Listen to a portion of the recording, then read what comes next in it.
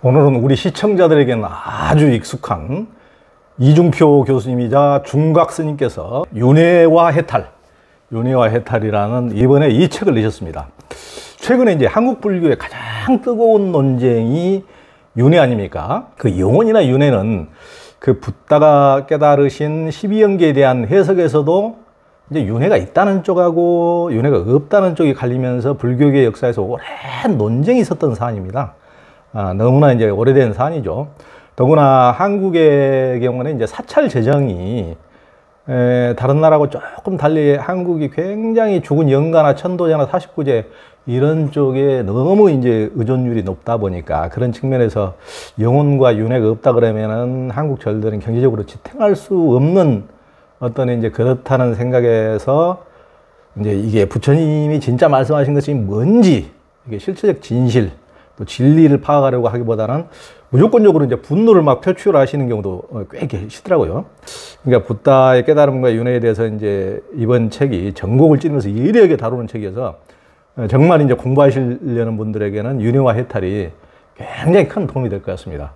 그래서 이제 이런 좀 윤회라 그러면은 요즘 막 그 시청자들도 굉장히 막 뜨겁게 반응하는데요. 지금 이것에 대해서 어떻게 보십니까? 윤회는 굉장히 오랫동안 불교의 핵심으로 이해되어 온 사상입니다. 그렇기 때문에 불교를 이야기하면서 윤회를 배제한다는 것은 상당히 어려운 일이죠. 문제는 뭐냐 하면 윤회를 논하냐 논하지 않느냐의 문제가 아니라 윤회를 어떻게 보아야 하느냐의 문제지요. 쉽게 좀 비유해서 이야기하자면 꿈이 있냐 없냐 이 논하는 것은 그것은 무의미하지요. 근데 꿈이 뭐냐고 우리가 물어야 되죠. 꿈은 있습니다. 꿈은 있는데 그 꿈은 도대체 진실이냐 아니면 허상이냐. 허상으로서의 꿈이 있다면 우리는 꿈속에서 살아야 되겠습니까? 꿈에서 깨어나 살아야 되겠습니까? 깨어나야 되겠죠. 그러면 현실적으로 사람들이 윤회한다고 믿고 살아가는 사람들이 있습니다.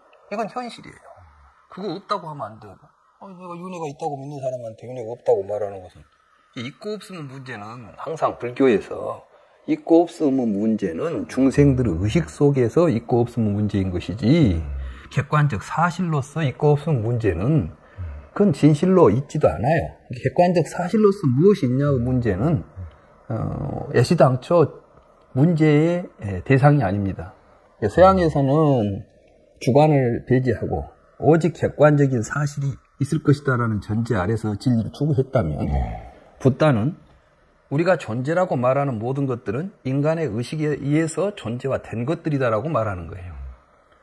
그러니까 있냐 없냐의 문제는 인간의 의식이 어떤 구조 속에서 그걸 있다고 바라보느냐의 문제고 없다고 바라보느냐의 문제이지 그건 있다 없다를 우리가 나누어 가지고 있는 것이 맞고 없는 것은 틀리다라고 할 수 없다는 말이죠. 이게 붓다가 중도라고 이야기했을 때 유무중도 브라만이 있냐 없냐 이렇게 묻는 것은 붓다는 아니 브라만 천신들을 믿고 있는 사람들이 있는데 그 사람들한테 브라만이 없다고 하면 되겠어요?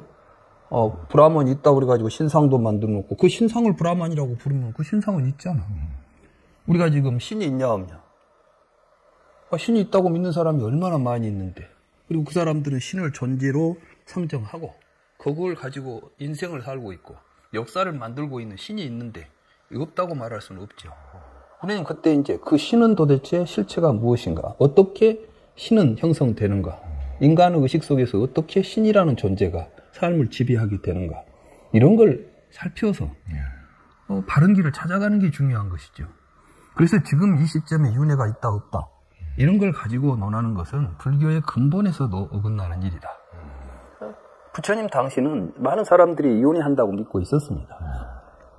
그 속에서 부처님이 이제 너희들이 말하는 윤회란 무엇인가에 대해서 부처님이 이야기해 준 거예요.